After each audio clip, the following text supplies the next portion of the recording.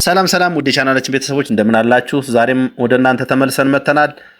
ይህ ሁሌም ወደ እናንተ የምናስተላልፈው በቤቶች ልማት ዙሪያ በሰራተኞች በመንግስት የስራ አሰራር ሂደት አንዳንድ ጉዳዮች ላይ መሰረት አድርገን የምናተኩርባቸው መረጃዎች ናቸው። በዛሬ መረጃችንም እዚህ ላይ መሰረት ያደረጉ አንዳንድ ወቅታዊ መረጃዎችን ወደ እናንተ ይዘን መተናል። ለቻናላችን አዲስ የሆናችሁ ሰብስክራይብ በማድረግ አብራችሁ እንድትቆዩ እንጋብዛለን። ወደ መረጃዎቹ እናልፋለን።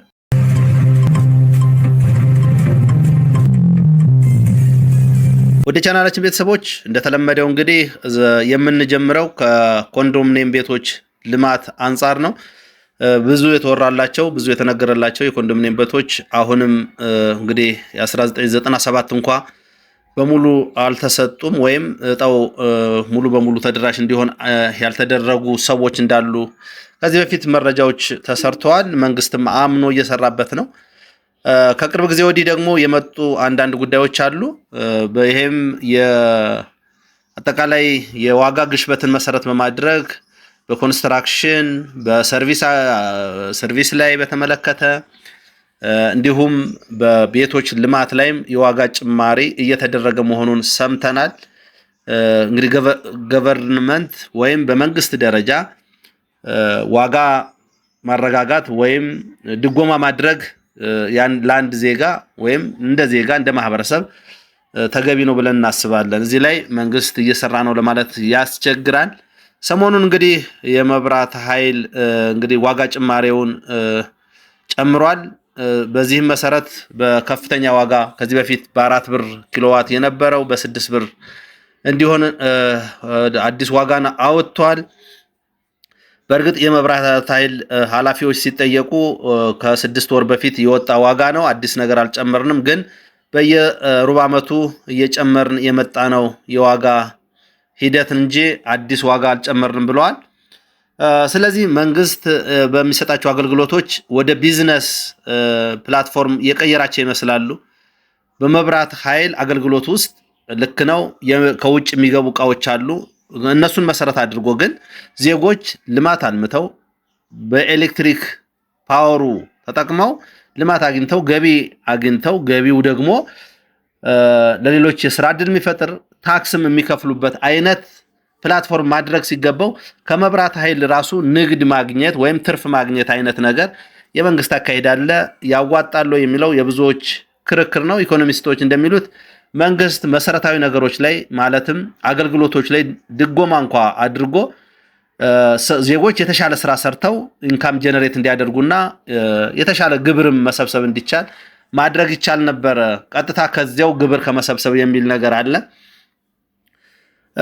ሌሎችም ውሃም እንዲሁ ሌሎች አገልግሎቶች ከመታወቂያ ጀምሮ ብዙ አገልግሎቶች ዋጋቸው በየጊዜው ነው የሚጨምረው።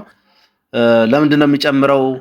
የመንግስት ወይም የግል ተቋማት እንደሚጨምሩት የመንግስት ተቋማት የሚጨምረው ለየትኛው ነው? ለመንግስት ሰራተኞቹ ደሞዝ ጨምሮ ነው? ለእቃዎች አገልግሎት ዋጋ ጨምሮ ነው? ወይም እቃዎች ከውጭ ሲወጡ ጨምሮ ነው? የት ጋር ዋጋ እንደሚጨምርባቸው አይታወቁም። ለመንግስት ሰራተኛው ወይም ያንን ፋሲሊቴት ለሚያደርግ ሰርቪስ ለሚሰሩት ጭማሪ አንሰማም፣ ግን የሰርቪስ አገልግሎት ዋጋቸው ከፍተኛ ነው። እንግዲህ ከፓስፖርት ጀምሮ ሁሉ ነገር የመንግስት አገልግሎት በየጊዜው እየጨመረ ነው። ሆስፒታሎች አካባቢ፣ መድኃኒት ቤቶች አካባቢ ዋጋ በሙሉ የማይቀመስ እየሆነ ነው። ይሄ እንግዲህ ከአይኤምኤፍ ጋር የመጣ ጉዳይ ነው።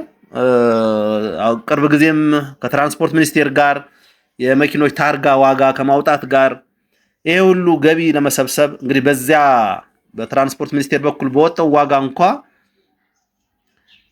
መሰብሰብ የሚቻለው አሁን ባሉት መኪኖች ከ106 ቢሊዮን ብር በላይ መሰብሰብ ይቻላል ባለፈው በወጣው ዋጋ መሰረት እና ይሄ ሁሉ የአይኤምኤፍ ተጽዕኖ እንደሆነ ብዙዎች ይናገራሉ። እያንዳንዷ እንቅስቃሴ ለአይኤምኤፍን መሰረት ያደረገች እንደሆነች እየተነገረ ነው። ብዙ በአይኤምኤፍ የተጎዱ ሀገራት ልምዳቸው እንደሚያሳየው ከሚያስገቡት በላይ ዕዳ የሚከፍሉበት ዘመን እንደነበረ ይታወቃል። እኛም ከ2-3 ዓመት በኋላ ገቢ ሳይሆን ዕዳ የምንከፍልበት ዘመን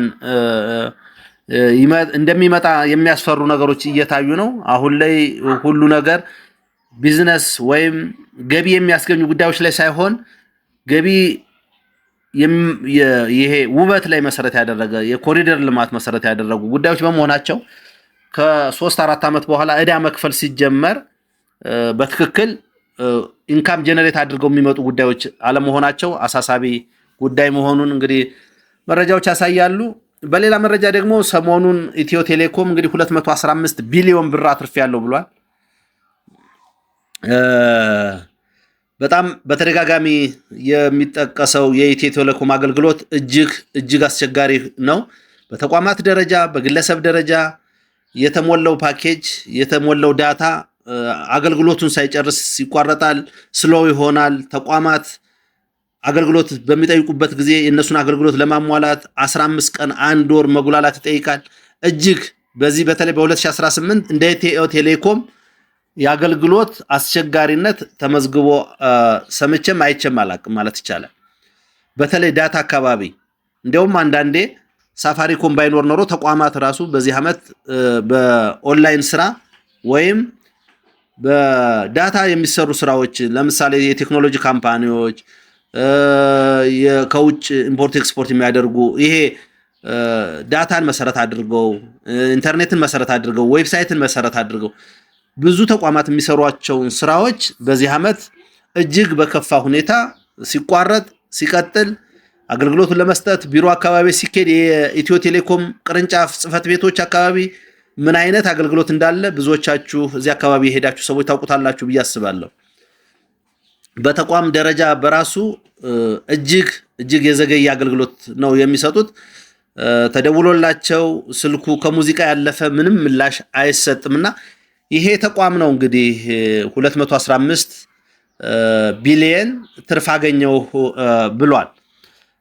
የኔ ጥያቄ የኢትዮ ቴሌኮም አገልግሎት ሰዎች ስራቸውን እንዲያቀላጥፉበት አገልግሎታቸው ቀልጣፋ እንዲሆን ወጪ እንዲቆጥቡበት ማድረጊያ አንዱ የቴክኖሎጂ ቱልስ እንጂ እንደዚህ ቢዝነስ በዳታ ቢዝነስ የሚሰራበት ነው ብዬ አላስብም። በእርግጥ ኢትዮ ቴሌኮም ከዳታ ባሻገር ሌሎች ስራዎችን በመስራት የፋይናንስ ወይም የፊንቴክ ስራዎችን በመስራት ቢዝነስ መሰብሰብ የሚችልባቸው ፕላትፎርሞች እየዘረጋ ነው። እሱ ማካሄድ ይችላል፣ ትክክል ነው። ግን ከማህበረሰቡ ኮሚኒኬሽንን ለማሳጠር አንዳንድ ስራዎችን በቴክኖሎጂ ለመጠቀም የምንጠቀምባቸውን ዳታዎች በአግባቡ ጥቅም ላይ አለመዋል ግን ተመልሶ ጉዳት እንጂ ይሄ ትርፍ ነው ብዬ አላስብም። ሲጀመር ኢትዮ ቴሌኮም ማሰብ የነበረበት እንደ ህዝብ ተቋም እንደ አንድ መንግስት ተቋም መታሰብ የነበረበት ኢትዮ ቴሌኮም ተደራሽነቱ ምን ያህል ነው፣ ዘመናዊነቱ ምን ያህል ነው፣ ፈጣን አገልግሎት ከመስጠት አንጻር እንዴት እየሰራ ነው የሚለውን አይደለም ሪፖርት የሚያደርጉት በአመቱ። የሚገርም ነው እኮ መብራት ኃይልን በተመሳሳይ ውሃና ፍሳሽን በተመሳሳይ ሌሎች አገልግሎቶችም ለህዝቡ በጥሩ ሁኔታ እንዴት ተደራሽ እንሆን፣ ሳይቆራረጥ እንዴት ነው ማድረስ የምንችለው፣ ህዝቡ ባለው አቅም አገልግሎቱን ቀልጣፋ በሆነ መልኩ እንዴት እናገኝ የሚለውን አይደለም የሚሰሩት። በአመቱ ምን ያህል ትርፍ እናምጣ እና የሰሞኑ ኢትዮ ቴሌኮም ትርፉን ነው እንጂ የተናገረ ህብረተሰቡ ምን ያህል ረክቷል፣ ምን ያህል ተደስቷል፣ በአገልግሎታቸው ምን ያህል እየተጠቀመ ነው፣ ምን ያህል ተደራሽ ናቸው የሚለው ነገር እጅግ አሳሳቢ ነው። እነሱ መናገር አይፈልጉም። እነሱ የሚናገሩት ሲጀመር ዳታ ውድ ነው። በእነሱ የዳታ ሽያጭ መሰረት ውድ አድርገው ለጥቂት ደንበኞች ከሸጡ ትርፍ ማግኘታቸው የማይቀር ነው እና ተደራሽነትን ለህዝብ አገልግሎት ፈጥኖ መድረስን ትኩረት እያደረጉ አለመሆናቸው በጣም አሳሳቢ ነው። የመንግስት አገልግሎት በዚህ ደረጃ እያሳሰበ ከግል ደግሞ ታክስ የምንሰበስብበት መንገድ እንዴት ሊሆን ይችላል የሚለው አሁንም አነጋጋሪ ነው። ወደ ሌላው መረጃ እና በዋናነት ለዚህ መረጃ እንደ መነሻ ይዤ የመጣሁት ደግሞ የኮንዶሚኒየም ቤቶች፣ የማህበር ቤቶች እንዲሁም በሪል ስቴት ደረጃ ሰሞኑን ሁሉም አዲስ የዋጋ ጭማሬ ምልክቶችን እያሳዩ ነው።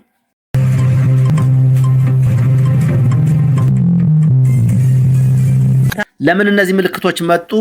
እንግዲህ ባለፈው ወር 2 ወር አካባቢ ብሔራዊ ባንክ ዶላር ሲያጫርት በ6.5 ብር አካባቢ ጭማሪ አሳይቶ ነው የሸጠው ዶላሩ።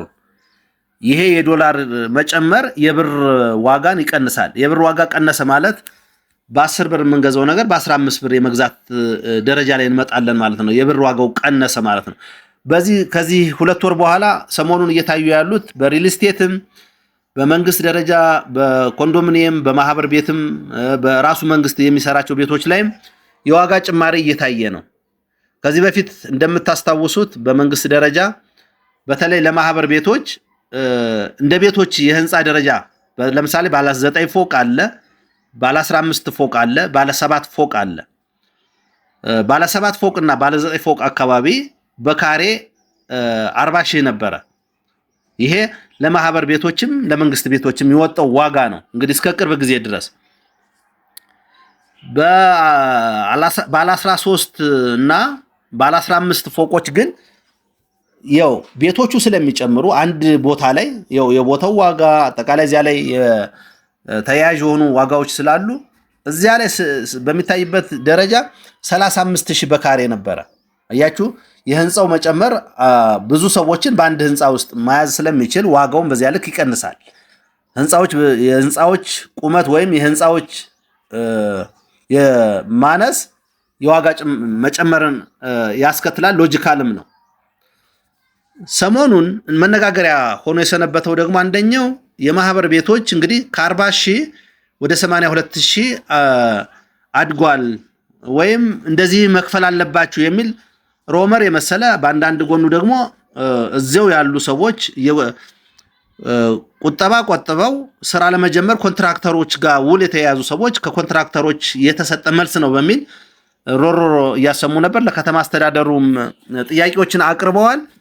የመምህራን ማህበርም የሰጠው ምላሽ ባለፈው እንደሰማችሁት ግልጽ የሆነ አይደለም። አንዳንዶቹ ለመናገርም እየፈሩ ፈራ ተባ እያሉ ነው የሚናገሩት። ያ ማለት ከመንግስት የሆነ ነገር እንዳለ ፍንጭ ያሳያል። ሰሞኑን ደግሞ እየወጣ ያለው መረጃ ይሄ መረጃ የተጋነነ ነው። ኮንትራክተሮች በአማካኝ እስከ 80 ሺህ በካሬ የሮ ማቴሪያል፣ የሰራተኛ፣ ሌሎች ኮስቶች ተደምረው ይህን ያህል ይፈጃል ብለው ተናገሩ እንጂ ከተማ አስተዳደሩ ምንም ነገር የወሰነው ነገር የለም። ስለዚህ ሰሞኑን የከተማ አስተዳደሩ እየተወያየበት መሆኑን ሰምተናል።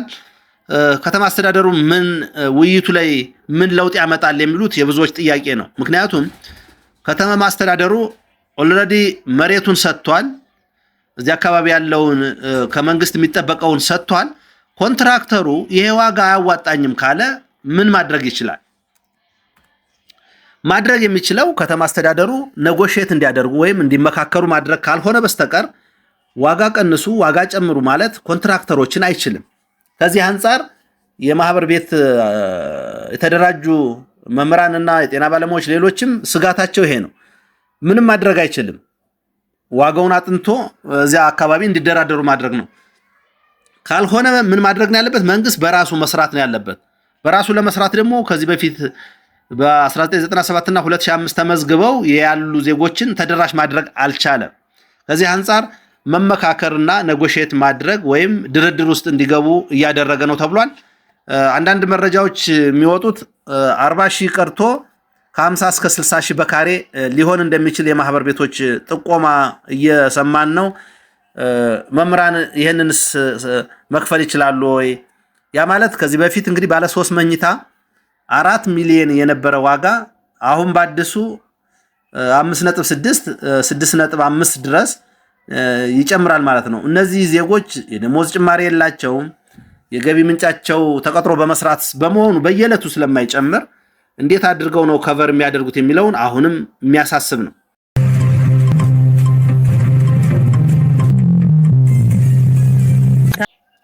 ሌላው ጥያቄ ግን አሁንም አሳሳቢ እየሆነ ያለው መንግስት የሰራቸው የኮንዶሚኒየም ቤቶች አሉ። እነዚህ የኮንዶሚኒየም ቤቶች ኦልሞስት ከተማ አስተዳደሩ እንዳለ እየተጠናቀቁ ያሉ አሉ፣ የተጀመሩ አሉ። በአማካኝ እስከ 40% ይደርሰዋል ተብሏል። ግን 80ም 100% የደረሱ ቤቶች አሉ። እነዚህ ቤቶች ከተማ አስተዳደሩ እንደተናገረው ቅድሚያ ለ1997 ቢሰጥም ቁጥራቸው አነስተኛ ስለሆነ ለ2005ም ተደራሽ ይሆናል። ይሄ ተደራሽ በሚሆኑበት ዋጋ ከዚህ በፊትም በተደጋጋሚ ሰርቼበታለሁ። ከ35 እስከ 40 ሺህ በካሬ የነበረ ዋጋ ነው። ለምሳሌ የልማት ተነሺዎች ቦሌ አራብሳ ወይም ቦሌ ቡልቡላ ወይም ቱሊ ድምቱ የሆነ ሳይቶች ላይ ክፍተት ወይም ባዶ ቤት ባለበት ሲመደቡ እስካሁን ባለው ትሬንድ ከ35000 እስከ 40000 ዋጋ ነው የሚወጣላቸው። እንደ ሳይቶች የሳይቶች ልማት ታይቶ እንደ ሳይቶች ለከተማ ያላቸው ቅርበት አጠቃላይ አክሰሲቢሊቲያቸው ታይቶ ይሄ ዋጋ ነው እየተሰጠ ያለው። ሰሞኑን ግን የምንሰማው መረጃ ምንድነው? ይሄ ዋጋ ተጠናቀው ቤቶች ከዓመት በፊት ቤቶች ተጠናቀው ግን ለተጠቃሚዎች ያልደረሱት ለነሱ ነው ይሄ ዋጋ የወጣው የሚል የከተማ አስተዳደሩ ምልከታ እየታየ ነው። በዚያ ዋጋ ደረጃ የምናስተላልፈው አይደለም ብለዋል። እንግዲህ ከቤቶች ልማትም የሚወጡ መረጃዎች እዚህ አካባቢ ግንባታ ካካሄዱ ኮንትራክተሮች ለነሱም ዋጋ ጭማሪ ተደርጎላቸዋል። ምክንያቱም ዋጋው እየጨመረ በመምጣቱ ሲገነቡ የዋጋ ጭማሪ እንደተደረገ መሐንዲሶች የሰጡን መረጃ አለ። ከዚህ አንጻር በቀጣይ የቤት ማስተላለፍ ስራ ሲሰራ እንግዲህ በሚቀጥሉት አንድ ወር ከ20 አካባቢ ቤት ይተላለፋል ተብሎ ይጠበቃል። የተወሰኑ ቤቶች እስከ 20000 ቤቶች ይተላለፋሉ ተብሎ ይጠበቃል። አንዳንዶቹ እስከ 25000 ቤቶች የሚሉ አሉ። አንዳንዶቹ ለ97 ብቻ 5-6000 ቤቶች ሊተላለፉ ይችላሉ የሚል አለ። ይሄ መረጃ ከተማ አስተዳደሩ ስላላወጣው ከተማ አስተዳደሩ ላይ ያለው መረጃ አስተላልፋለሁ የሚል ስለሆነ እንግዲህ እየተገመተ ያለው አሁንም በግልጽ መናገር የሚቻለው ከተማ አስተዳደሩ ይፋ ስላላደረገ እየተገመተ ያለው በአዲሱ ዓመት አካባቢ ወይም ነሐሴ መጨረሻ ላይ ቤቶችን ማስተላለፍ እንደሚችሉ እየተነገረ ነው። እነዚህ ቤቶች ሲተላለፉ ግን አሁን ከዚህ በፊት እንደሚተላለፈው በካሬ 35000 ወይም 39000 አሊያም በ40000 እንደማይሆን እንቅጩን እየተናገሩ ነው። መግለጫ ባይሰጡበትም በተለያየ መልኩ መረጃዎችን በዚህ መልኩ እያመጡ ነው። እነሱ መረጃዎችን በዚህ መልኩ መናገር ሲጀምሩ እኛ የጠየቅናቸው ኮንትራክተር አካባቢ፣ ሱፐርቫይዘሮች አካባቢ፣ ሲቪል መሐንዲሶች አካባቢ ኮንስትራክሽን ላይ የሚሰሩት የመንግስት ተቋማት ላይ ያሉ ሰዎች ግምታዊ ዋጋውን ለማወቅ ያህል ግምታዊ ዋጋውን እንዲነግሩን የተወሰኑ አካላትን ለመጠየቅ ሙከራ አድርገን ነበር።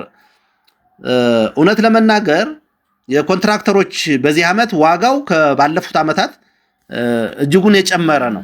በዚህ ምክንያት ከ40 በካሬ 35000 ሊኖር አይችልም ነው እያሉ ያሉት። 39000 ሊኖር አይችልም። ይሄ ሊኖር የሚችለው ከ2018 በፊት በ2017 በ2016 ከዚያም በፊት ተገንብተው ያልተላለፉ ቤቶች ካሉ የነሱ ዋጋ እስከ 40000 በካሬ ሊሆን ይችላል። አሁን ግን ከዚያ በላይ ነው እስቲሜት እየተደረገ ያለው የሚል ነገር መረጃዎችን አጋርተውናል ማለት ነው። ስለዚህ እነሱ ብቻ አይደለም፣ አሁን እንደምንሰማው ሪል ስቴቶች በተወሰነ 10%፣ 5% የዋጋ ጭማሪ እንዳደረጉ እየሰማን ነው። ከዚህ በፊት የገነቡት ብቻ ናቸው በነበሩት ዋጋ እየሸጡ ያሉት። አሁን ላይ ግን እየተሰሩ ላሉት ዋጋ እየወጣላቸው ያለ 5-10% ጭማሬ እየታየባቸው መሆኑን ተነግሯል። እዚህ አካባቢ ግን ከመንግስትም ከሌሎችም አካላት ትክክለኛ መረጃ ያስፈልጋል።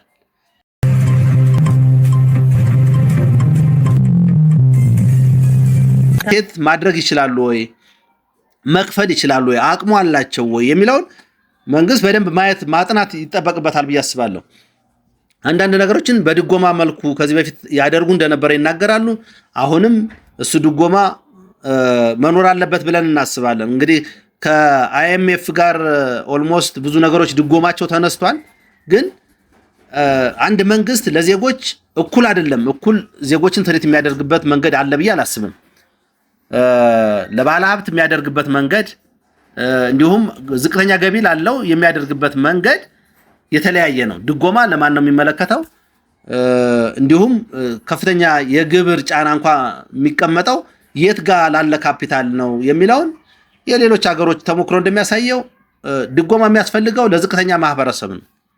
ከዚህ አንጻር 1997 እና የ2005 ኮንዶሚኒየም ተመዝግበው የሚጠባበቁ ሰዎች አሁን ባለው ዋጋ ላይ ተጨምሮባቸው ለመክፈል ይችላሉ ወይ?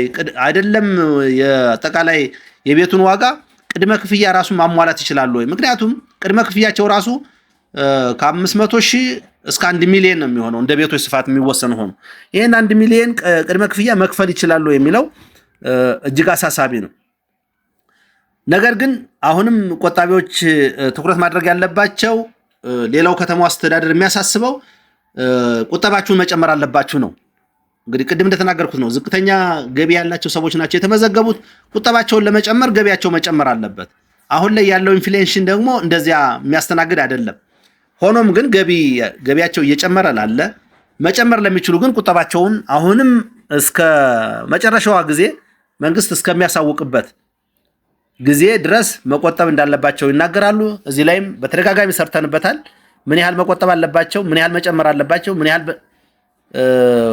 ሚኒመም ምን ያህል መቆጠብ አለባቸው የሚለውን ባይናገሩም በመንግስት ተቋም ደረጃ በደንብ ግልጽ አድርገው አይናገሩም። አድበስብሰው ነው የሚያልፉት። ነገር ግን ዞሮ ዞሮ ቆጥቡ የሚል ቁጠባችሁን አሳድጉ የሚል ነገር አሁን እንደተናገርኩት ከካሬው ዋጋ መጨመር ከአጠቃላይ ኢንፍሌሽን አንጻር ዋጋ ይጨምርባችኋል፣ ስለዚህ ቅድመ ክፍያችሁም ይጨምራል የሚል ሐሳብ እንደሆነ ግልጽ ነው። ከዚህ አንጻር ቆጣቢዎች በዚህ መልኩ ራሳቸውን እንግዲህ ማኔጅ አድርገው ቁጠባቸውን የሚያሻሽሉበት ሁኔታ መፈጠር እንዳለበት ነው እኛም መረጃውን ሼር የምናደርገው። ሌሎች ጉዳዮችን እየጠየቅን ወይም ከተማ አስተዳደሩ ጋር ከቤቶች ልማት ጋር እየተቀራርበን አንዳንድ ጉዳዮችን ከነሱ በምናገኛቸው መረጃዎች ለእናንተ ትኩስ መረጃዎችን ወደፊት የምናቀርብ ይሆናል። እናንተም ጥያቄዎች ካሏችሁ፣ አስተያየቶች ካሏችሁ በውስጥ መስመር መጠየቅ ትችላላችሁ። ዛሬ የነበረን ልዩ ፕሮግራም ይህንን ይመስል ነበረ። በሌላ ፕሮግራም እስከምንገናኝ ቸር እንሰንብት።